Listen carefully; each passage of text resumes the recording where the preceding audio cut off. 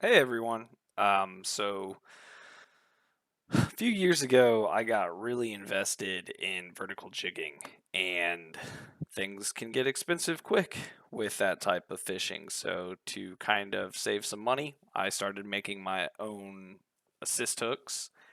I also started making my own jigs, but that's kind of a video for another day. But I wanted to show you kind of my process for making assist hooks. It's pretty simple.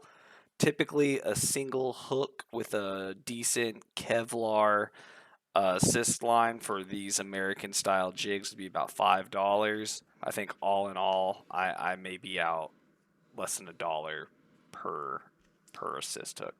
So you're going to want to start with this knot. I'm going to go pretty quick in the video. It's a simple knot. I'll link it below a website that really has a good visual on how to do it. But it's basically you go through, do a loop, come back out, then back through the top.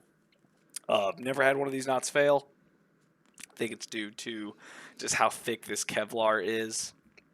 It's kind of difficult to get it to come out the top here. I usually cheat and use another hook to pull it through. Sometimes you get lucky and you can get it with your fingernails, but it's probably easier just to use that other hook, sacrifice, a little bit of strength, maybe make it look not as pretty, but it's 300-pound Kevlar, so it's not everything on your rig. It's going to be one of the last things to fail, so it never bothers me too much. Depending on how you clean up that tag in is up to you. Some people leave it. I always try to get it a little bit down, but not completely gone because it will help that knot. And I think that might be, part of the reason why I've never had one of those fail. So cut it, clip it. Fingernails cutters probably work the best. Fire does not seem to burn this Kevlar very well. You can see I do that in a second. I would also recommend when you're done with these knots, if you have it readily available, put some super glue on it. Why not? You're just adding a little bit more strength to it.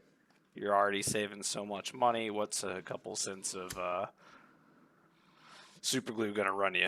So, I always like to keep these clean. I think it helps, once again, the knot last, and it also helps just have a clean presentation, cut down drag while the jig is falling.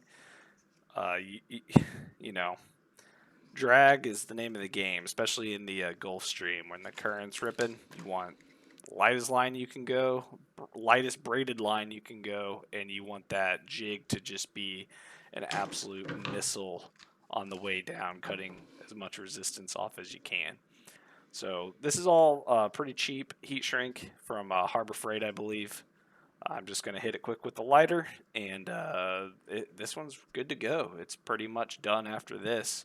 You can tell that super glue is a little flammable there, but other than that, you know, pretty easy build process for one of these. You can knock out whole group of them pretty quickly. That's a $5 hook if you bought it from the tackle shop. These hooks are about $7 for 25. It's quite a bargain, and these are quality ultra point mustad hooks. That with the Kevlar quality split ring and a stainless ring, you can really cut some costs down, save up to buy more jigs, or if you make your own, buy more materials. These are all 4-ounce jigs that I made. You can see I was playing around with different designs and colors and things like that. Um, yeah, so 2 hooks. If that was from a tackle shop, it'd be about a $10 to $20 jig and $5 a hook. And every time I lose one of these, I don't want to drop $20 in the trash.